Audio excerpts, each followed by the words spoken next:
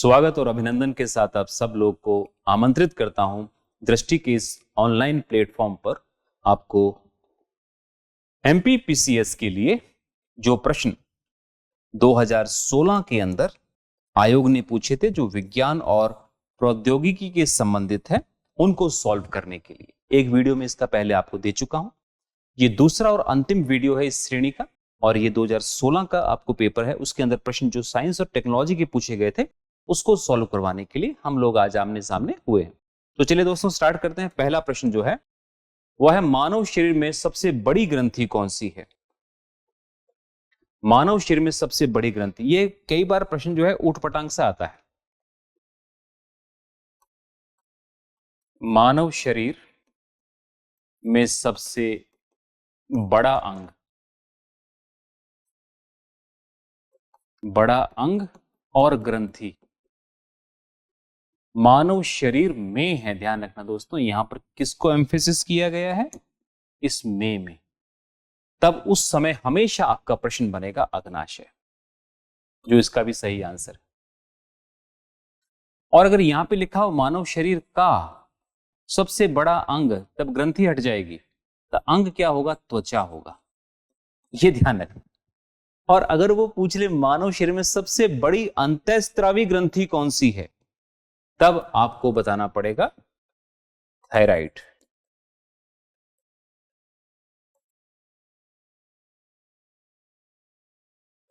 शरीर में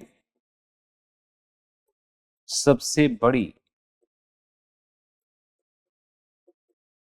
अंतःस्त्रावी ग्रंथि ये थायराइड है आपकी। और सबसे छोटी ग्रंथि वो पीनियल ग्रंथि होती है। दूसरी सबसे छोटी वो आपकी पीयूष ग्रंथि होती है, पिट्यूटरी ग्लैंड। तो सॉरी, ये मानव शरीर का सबसे बड़ा अंग अग्नाशय नहीं है, ये मैंने गलती से लगा दिया, ये यकृत है। मैंने यकृत लगाना है, यहां पर यकृत है, वो अग्नाशय नहीं है ना। तो यकृत जो है, ये माई मिस्टेक, ये अंग मानव शरीर में सबसे बड़ा अंग या ग्रंथि, ये दोनों जब आते हैं ना, जब में लगा हो तब यकृत होगा, और जब इसको बोलते हैं लीवर, ठीक है। और जब मानव शरीर का सबसे बड़ा अंग है तब उसके अंदर होगी आपकी त्वचा, उस समय ग्रंथि हट जाएगी। और थायराइड जो है शरीर में सबसे बड़ी अंतःस्त्रावी ग्रंथि है, और शरीर के अंदर सबसे छोटी ग्रंथि पीनियल ग्रंथि है, और दूसरी सबसे जो छोटी ग्रंथि होती है वो आपकी पीयूष ग्रंथि होती है, पिट्यूटरी ग्लैंड। तो ये थोड़ा माई मिस्टेक, मैंने सोचा तो वही था लेकिन दिमाग में चल रहा था, लेकिन ये यकृत सही आंसर है इसका, लीवर। अब अमाशय की बात करें तो अमाशय जो है, इसको पैनक्रियास कहते हैं, ये एक मिश्रित ग्रंथि है।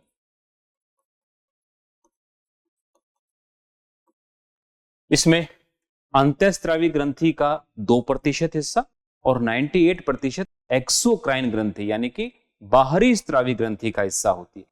इसमें से हार्मोन भी आते हैं और एंजाइम्स भी आते हैं, और इनमें से कॉमन जो हार्मोन है वो इंसुलिन बीटा सेल से आता है, जो कि अग्नाशय के अंदर लैंगरहैंस द्वीप की जो कोशिकाएं हैं उसमें से उसका जो स्थान होता है उसमें, ठीक है।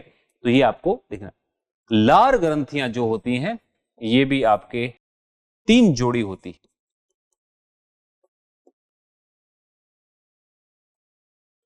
पैरोटिड, सब मैंडिबुलर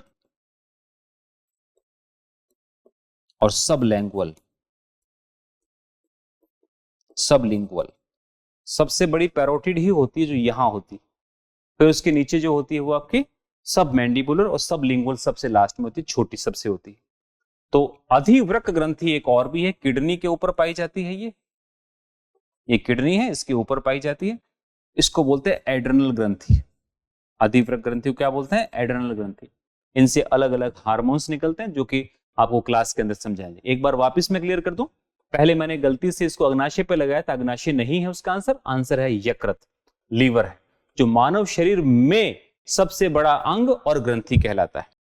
मानव शरीर का सबसे बड़ा अंग त्वचा होती है। शरीर के अंदर सबसे बड़ी ग्रंथि जो अंतःस्त्रावी है वह थायराइड ग्रंथि है, और सबसे छोटी होती है वो पीनियल ग्रंथि होती है, ठीक है ना। और लार ग्रंथियों में 3 जोड़ियां होती हैं, तो सबसे बड़ी होती है पैरोटिड, सबमैंडिबुलर और सबलिंगुअल, ठीक है। और ये अधिवृक्क ग्रंथि जो होती है इसको एड्रेनल ग्रंथि कहते हैं, किडनी के ऊपर पाई जाती है, ठीक है। और ये एक अंतःस्रावी ग्रंथि है ये, ठीक है, ध्यान रखिएगा।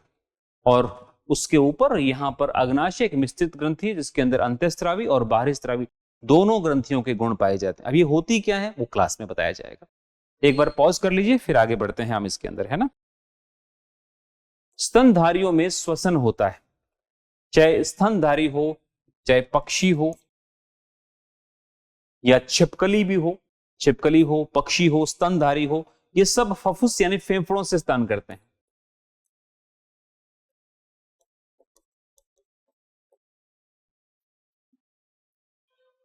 तो फफुस जो है फेफड़ों से, ये इसका सही आंसर है। त्वचा से जो श्वसन करता है केंचुआ। कुछ कीट होते हैं जो श्वास नली यानी ट्रैकिया से श्वसन करते हैं, और क्लोम से करती हैं मछलियां। और कुछ कीटों में श्वसन ट्रैकिया से होता है, श्वास नली के द्वारा होता है।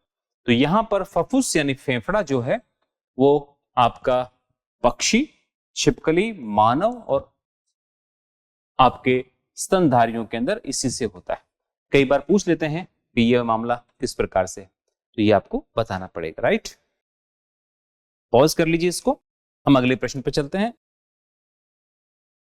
अलेक्जेंडर फ्लेमिंग ने खोज की। अलेक्जेंडर फ्लेमिंग अपने आप के एक जबरदस्त केमिस्ट थे, यानी कि रसायन विज्ञानी थे, और इन्होंने पेनिसिलिन नामक एक एंटीबायोटिक की खोज की। सही आंसर है इसका, पेनिसिलिन नामक एंटीबायोटिक की खोज की। और यह खोज जो थी अकस्मात हुई, अकस्मात खोज थी, ये अचानक हुई खोज थी। इसीलिए ऐसी खोजों को जो अकस्मात होती है उनको बोलते हैं सिरेंडिपिटी।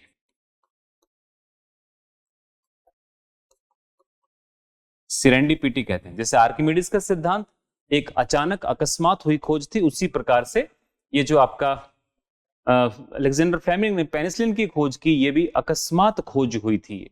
तो अकस्मात खोज का मतलब है कि अचानक हुई थी। हुआ क्या था कि इनकी पेट्री डिश लगी हुई थी जिसके अंदर कुछ बैक्टीरियल कल्चर था, और इनके लेबोरेटरी की खिड़की से जब हवा अंदर प्रवेश हुई, उसके अंदर आपके कई प्रकार के जीव थे, जिसमें से एक जीव था, कवक थी, पेनिसिलिनियम नोटेटम।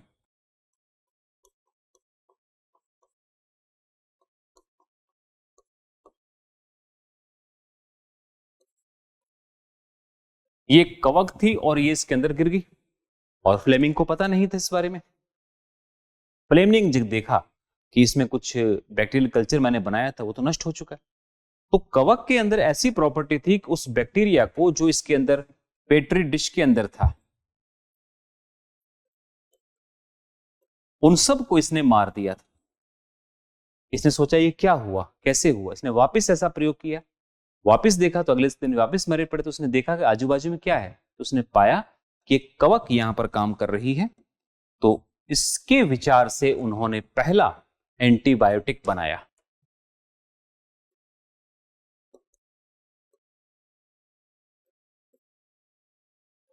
जिसका नाम था पेनिसिलिन।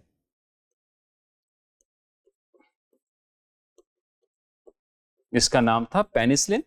और 1928 के आसपास की बात, 27-28 के बीच की बात है ये, तब ये एक्चुअल में 28 दिया हुआ है बुक्स के अंदर, तो वो 1928 के अंदर जो है इस पेनिसिलिन का निर्माण किया। एक्सरे की खोज विलियम रॉन्टजन ने की थी।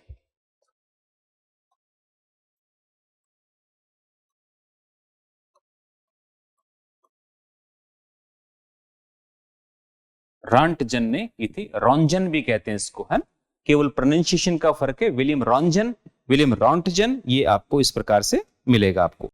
इन्होंने एक्सरे की खोज की थी, विलियम रॉन्टजन।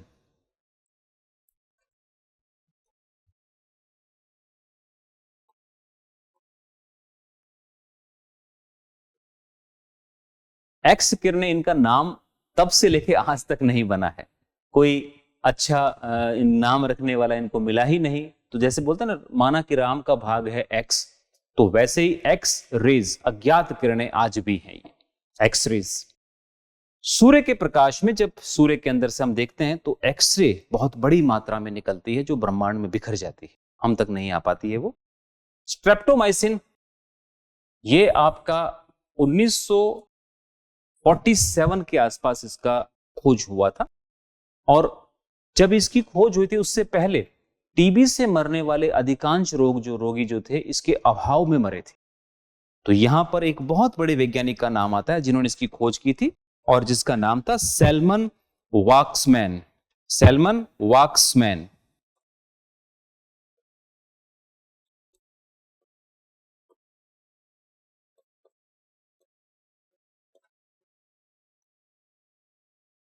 इसकी खोज करने वाले थे सैलमन वाक्समान जो थे, वो इसकी खोज करता थे, जो बहुत जबरदस्त किरदार थे।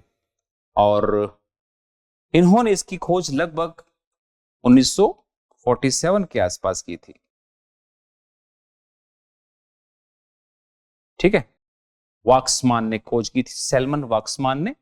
और स्ट्रेप्टोमाइसिन आज भी टीबी की दवाई के अंदर एक घटक के रूप में आता है, स्ट्रेप्टोमाइसिन। और स्ट्रेप्टो किसे कहते हैं दोस्तों? जब बैक्टीरिया आपके एक लाइन के अंदर, कोकस बैक्टीरिया एक लाइन में जुड़े हों, इसको बोलते हैं स्ट्रेप्टोकोकस। ठीक है, और जैसा कि आप जानते हैं टेलीफोन जो है ग्राहम बेल ने इसकी खोज की थी। ग्राहम बेल ने इसकी खोज की थी। ग्राहम बेल जो है, इन्होंने सबसे पहले, ऐसा माना जाता है कि इन्होंने अपनी प्रेमिका को या अपनी पत्नी को फोन किया और उसका नाम था हेलो, तो हेलो बोला तो उसने सुना था। तब से आज तक हम हेलो ही कहते हैं, ऐसा सुनने में आती है, एक चीज जो है सुनने में हमें मिलती है। तो अलेक्जेंडर फ्लेमिंग ने पेनिसिलिन की खोज की थी, एक सेरेंडिपिटी थी। और पेनिसिलिनियम नोटेटम नामक एक जो कवक थी उसके द्वारा आज भी एंटीबायोटिक्स जो होते हैं वो आपके कवक से बनाए जाते हैं, बैक्टीरिया से बनाए जाते हैं, और आपके माइकोप्लाज्मा से बनाए जाते हैं। तो ये सारा काम जो है आपका कौन करती है? ये कवक करती है। मायोपिया किस अंग का दोष है? मायोपिया, देखिए दोस्तों, मायोपिया जो है वो आपके नेत्र का रोग है। मायोपिया में होता क्या है देसी दोस्त? जैसे ये आंख है,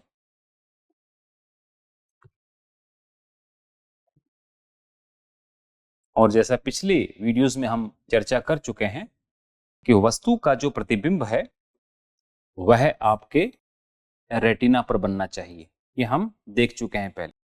ये क्या है? रेटिना। वस्तु का प्रतिबिंब कहां बनना चाहिए? रेटिना पर बनना चाहिए, जो कि वास्तविक और उल्टा होता है। प्रतिबिंब कैसा होता है?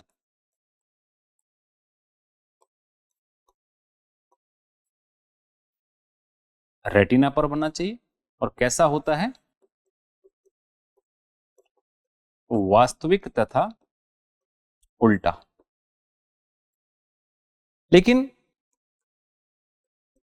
जब ये मायोपिया होता है, मायोपिया का मतलब होता है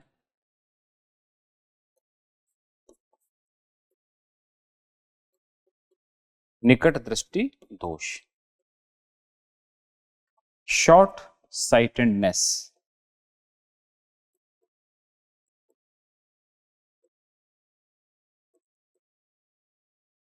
इसमें रोगी को निकट की वस्तुएं तो ठीक दिखाई देती, लेकिन दूर की वस्तुएं ठीक दिखाई नहीं देती मायोपिया में।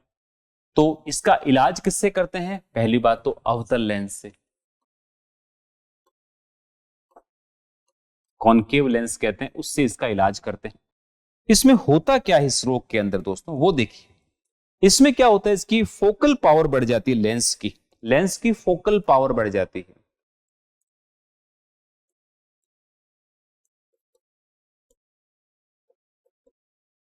इसमें लेंस की फोकल पावर बढ़ जाती,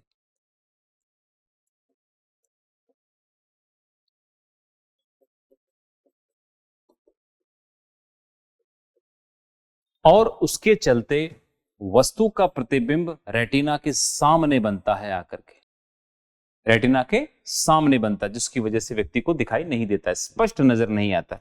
दूर की वस्तु, इसीलिए अवतल लेंस लगा करके उसको रेटिना के ऊपर पहुंचाया जाता है। आजकल इसके और भी बहुत सारे इलाज आ गए, ठीक है। उसी के अंदर जो है रेडियल कीरोटोटॉमी एक इलाज का नाम है।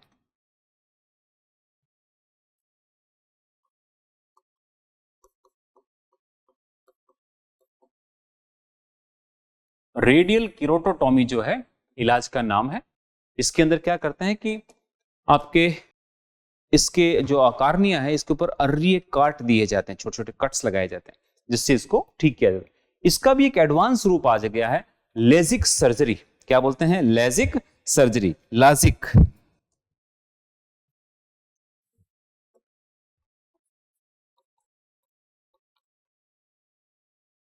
ये काफी पॉपुलर है।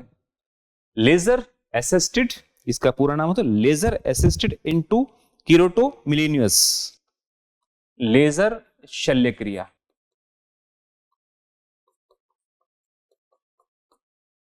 लेजर शल्य क्रिया जो इसका नाम होता है, लेजर असिस्टेड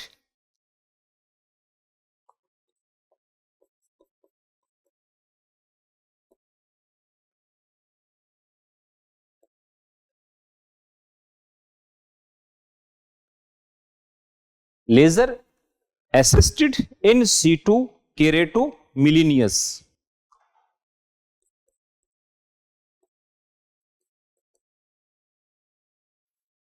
लेजर असिस्टेड केरेटोमिलेनियस।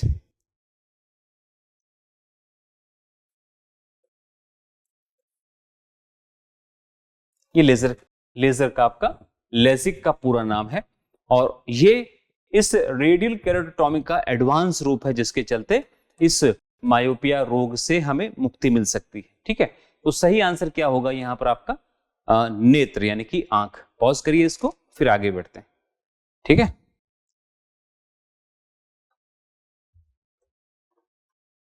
किस रक्त समूह का व्यक्ति सार्वभौमिक प्रदाता हो सकता है? इसके लिए मैं आपको टेबल समझाना चाहूंगा दोस्तों। एंटीजन, ब्लड ग्रुप और एंटीबॉडी।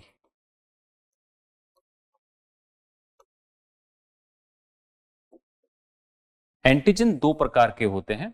एंटीजन खुद क्या होती है? एक प्रोटीन होती है। और कितने प्रकार की होती है? दो, ए और बी।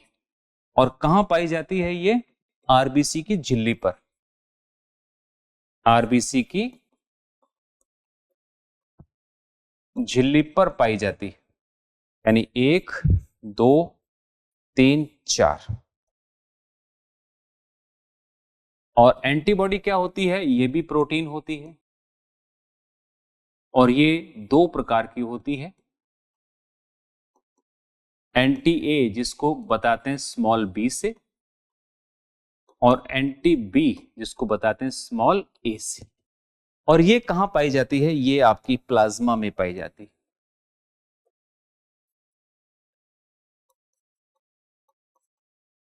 प्लाज्मा में पाई जाती है। एंटीजन ही ब्लड ग्रुप का निर्माण करते हैं। अगर मान लीजिए कि आरबीसी की मेम्ब्रेन पर एंटीजन ए है तो ब्लड ग्रुप क्या हो जाएगा? ए। एंटीजन बी है तो ब्लड ग्रुप क्या हो जाएगा? बी। एंटीजन ए बी है तो ब्लड ग्रुप क्या हो जाएगा? A B. और कुछ नहीं है एंटीजन तो वो जीरो होता है, जिसको हम क्या बोलते हैं? ओ बोलते हैं। यहां पर वो आपको ओ कहीं दिया हुआ है, सार्वभौमिक प्रदाता, यूनिवर्सल डोनर की बात चल रही है। और अगर उस एंटी ए जो है ए के खिलाफ, वो क्या होगा? Small b antibody. इसके खिलाफ क्या होगा? स्मॉल ए। इन दोनों के खिलाफ कुछ नहीं होगा, और इनके खिलाफ दोनों होंगी ए बी। अब यहां पर हमें कहता है सार्वभौमिक की बात चल रही है, तो ओ के ऊपर किसी प्रकार का कोई एंटीजन नहीं होता है, और इसी वजह से ओ जो है सभी रक्त समूहों को दिया जा सकता है। इसीलिए ओ जो है वो आपका क्या हो जाएगा? सार्वभौमिक प्रदाता। और इसका उल्टा भी कर लीजिए कि सार्वभौमिक आदाता, मतलब लेने वाला, रिसेप्टर, रेसिपिएंट। तो वहां देखिए कि दोनों एंटीजन पाए जाते हैं इसके ऊपर, तो ये वाला जो सेगमेंट होता, ये ए बी वाला, ये होता सर्वग्राही। और आगे चल करके हम देखें इसका, तो ए बी पॉजिटिव सर्वग्राही है, जबकि ओ नेगेटिव सर्वदाता है। ये सार्वभौमिक प्रदाता, एक्चुअल में यहां पर तो आंसर ओ है तो ओ से देंगे, बाकी ओ नेगेटिव जो है वो आपका जो है सर्वदाता कहलाता है। इसका वेरी इंपॉर्टेंट ये सेगमेंट है आपका सर्वदाता। ये टेबल से आप बहुत कुछ समझ सकते हैं, तो ये टेबल मैंने आपके लिए बनाई ताकि आप इसको अच्छे से समझ पाए। एक बार इसको पॉज करके देख लीजिए, फिर मैं आपको अगले प्रश्न पर ले चलता हूं। प्रौद्योगिकी का जो टॉपिक में है 15वां प्रश्न जो है वो आपकी प्रौद्योगिकी से संबंधित है।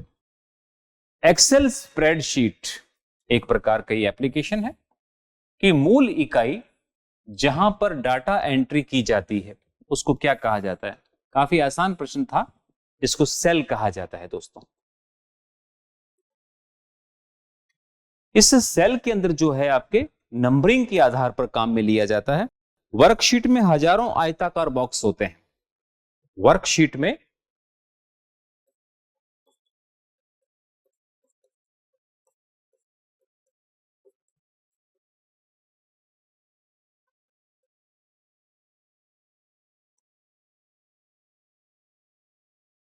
वर्गाकार बॉक्स होते हैं, ठीक है ना, बहुत सारे बॉक्स होते हैं इसके अंदर, जिसे रो और कॉलम के रूप में बांटा जाता है।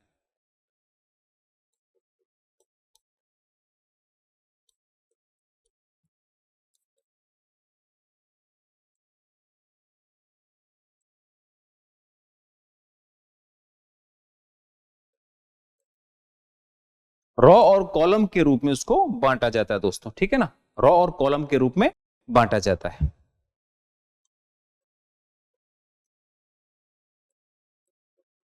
मिलकर बनी होती है,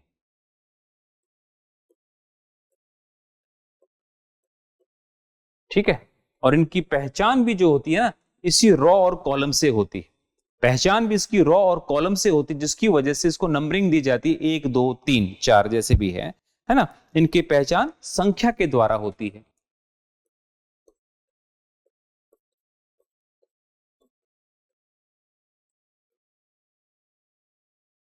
1 2 3 आधार पर होती है, सो ऑन भी हो सकती है। तो एक्सेल स्प्रेडशीट की मूल इकाई जो होती है वो आपकी क्या होती है, सेल होती है। प्रत्येक सेल का अपना एक नाम होता है, जिसके ऊपर वो काम करके डेटा को वहां पर स्टोर कर सकता है। ठीक है दोस्तों, तो इसको एक बार आप पॉज कर लीजिए और इसको हम आगे देखते हैं। वर्कशीट का वर्गाकार की जगह वृत्ताकार लिखिए, ठीक है, वर्गाकार की जगह पे वृत्ताकार लिखिए, काफी इंपॉर्टेंट टर्म है ये। या इसको आयताकार भी लिख सकते हैं, हालांकि ये वर्गाकार भी हो सकती है, लेकिन आयताकार एक एप्रोप्रिएट शब्द है इसका। गूगल वेरी इंपॉर्टेंट है। गूगल ने किस वेब ब्राउजर को विकसित किया है, ठीक है। वेब ब्राउजर जो है, आप देखते हैं गूगल के ऊपर क्रोम जो है वेब ब्राउजर होता है, ये इसका सही आंसर है। सफारी जो है दोस्तों, ये एप्पल ने डेवलप किया है। फायरफॉक्स एक फ्रीली फायर ग्रुप्स ने किया है इसको। और इंटरनेट एक्सप्लोरर जो है आपका, ये अपना माइक्रोसॉफ्ट ने किया है। माइक्रोसॉफ्ट ने किया है। तो गूगल क्रोम जो हम देखते हैं ना, गूगल क्रोम, वो इसी प्रकार का एक आंसर है, ठीक है ना। मोजिला फायरफॉक्स जो है ये फ्री ओपन सोर्स है। मोजिला फायरफॉक्स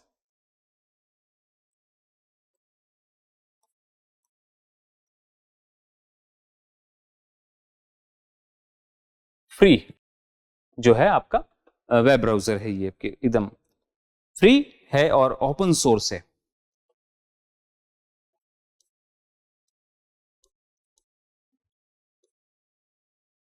फ्री और ओपन सोर्स है, जो कि आपके फायरफॉक्स ग्रुप ने ही बनाया है इसको। तो यहां पर सही आंसर जो होगा वो गूगल क्रोम होगा। तो क्रोम जो है आपका गूगल के द्वारा वेब ब्राउजर जो है वो विकसित किया गया है, जो सबसे यूज में भी हम यही लेते हैं। कंप्यूटर में फैलने वाला वायरस, भाई वायरस क्या चीज है जो कंप्यूटर में फैलता है? तो एक्चुअल में क्या होता है कि हार्डवेयर तो है नहीं, ये हार्डवेयर तो वो होते हैं जिनको हम टच करके छू सकते हैं, देख सकते हैं, और उसके अंदर हार्डवेयर के अंदर बहुत सी चीजें आती हैं। जैसे आप देखो input device, input device,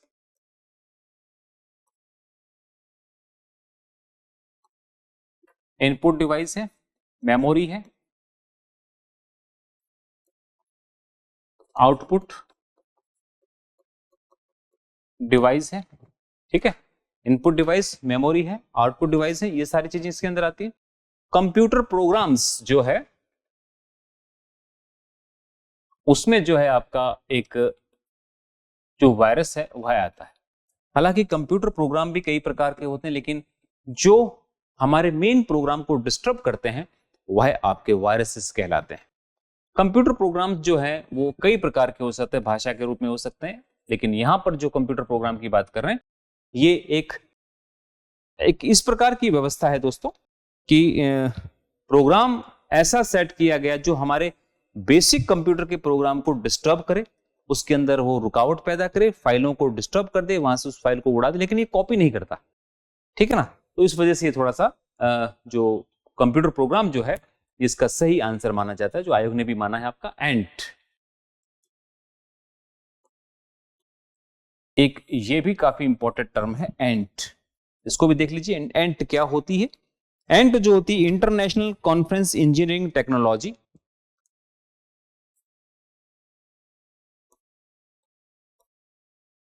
international conference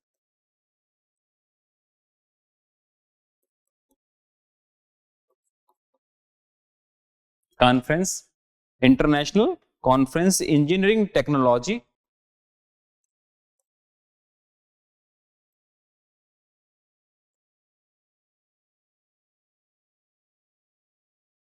engineering technology, और साथ में जुड़ा हुआ है एंड कंप्यूटर साइंस।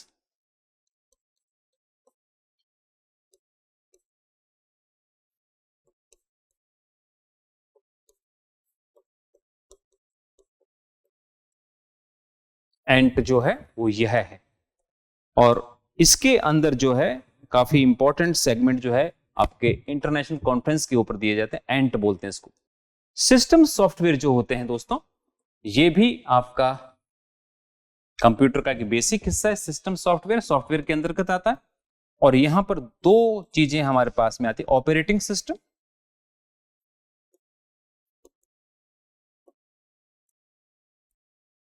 और लैंग्वेज ट्रांसफर सिस्टम।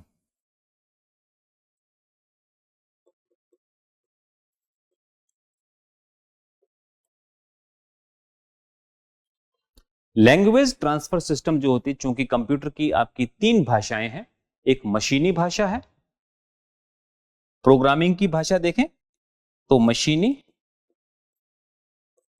भाषा, एक होती है आपकी असेंबलिंग भाषा, असेंबलर भाषा, या निम्न भाषा बोलते हैं, निम्न स्तर भाषा, लो लेवल लैंग्वेज, एक होती उच्च स्तर भाषा, हाई लेवल लैंग्वेज।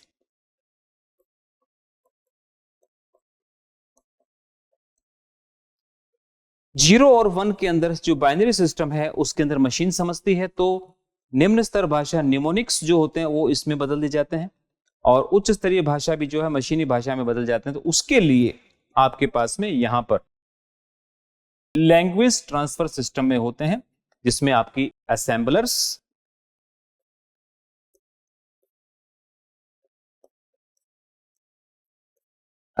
होता है, इंटरप्रेटर होता है, इंटरप्रेटर,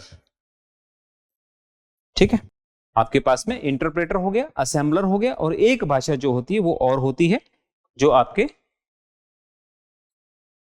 कंपाइलर कहलाती है, जो लैंग्वेज को चेंज करने के लिए काम आती है। दोस्तों इसको पॉज करिए, एक बार देख लीजिए इसको, फिर आगे बढ़ते हैं। सही आंसर इसका कंप्यूटर प्रोग्राम होगा। स्पैम जो है वो आपका किससे संबंधित है? ये digitally junk,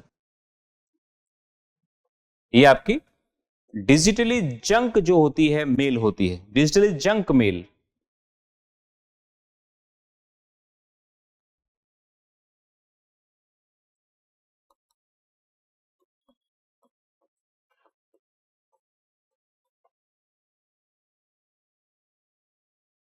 digitally junk mail होती है कौन? स्पैम। यानी एक ही मैसेज व्यक्ति को बार बार भेजा जाए तो उसको क्या बोलते हैं? स्पैम कहा जाता है। ठीक है ना?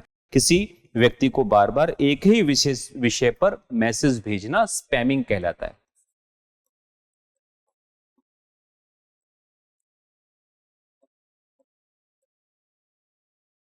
एक ही विषय पर बार बार मैसेज भेजना स्पैमिंग कहलाता है। स्पैमिंग कहलाता है। तो ये किससे संबंधित है? कंप्यूटर से संबंधित है।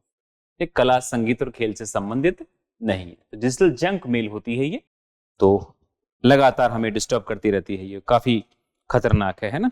अगला प्रश्न, निम्न में से कौन सा एक सर्च इंजन है? देखिए दोस्तों, पैकेट्स भी नहीं है, कुकीज भी नहीं है। बाइडू एक चीन का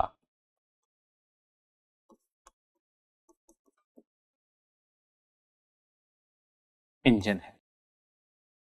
बेसिकली चीन के लिए ही काम करता है। बेसिकली किसके लिए काम करता है? चीन के लिए ही काम करता है। तो यहां पर आपको थोड़ा गूगल जैसा है, लेकिन केवल चीन पर ही फोकस करता है। ये डोमिनेंट इंटरनेट सर्च इंजन है भाई, डोमिनेट इंटरनेशनल सर्च इंजन है। डोमिनेट आपका सर्च इंजन है ये, dominate internet search engine company.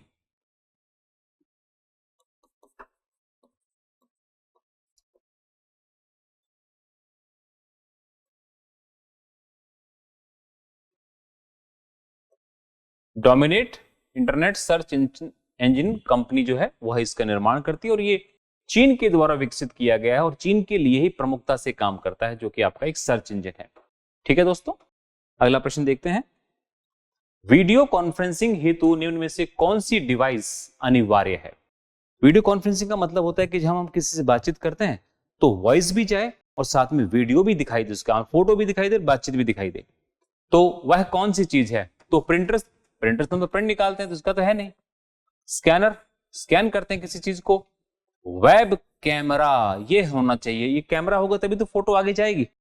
और माउस की आवश्यकता नहीं है। तो सही आंसर क्या हो जाएगा इसका?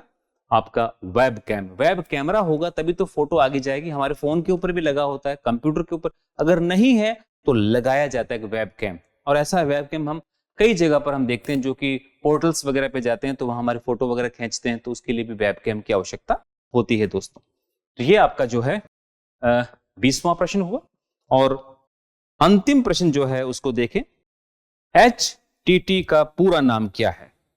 HTTP, ये किसी भी, इसका एक्चुअल में नाम तो है आपका हाइपर टेक्स्ट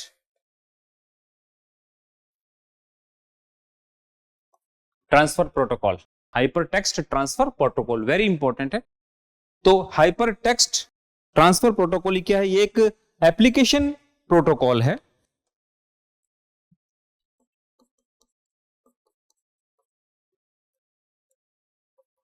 ये एक एप्लीकेशन प्रोटोकॉल है। एप्लीकेशन प्रोटोकॉल के होने से क्या मतलब होगा दोस्तों? कि इस पे www पर डेटा एक्सेस करने के काम आता है। ये है वर्ल्ड वाइड वेब पर डेटा एक्सेस करने के काम आता है। डेटा को एक्सेस करने के काम आता है। और साथ में किसी भी आपका जो वेब पता होता है उसमें सबसे आगे यही लगा होता है। वेब एड्रेस पर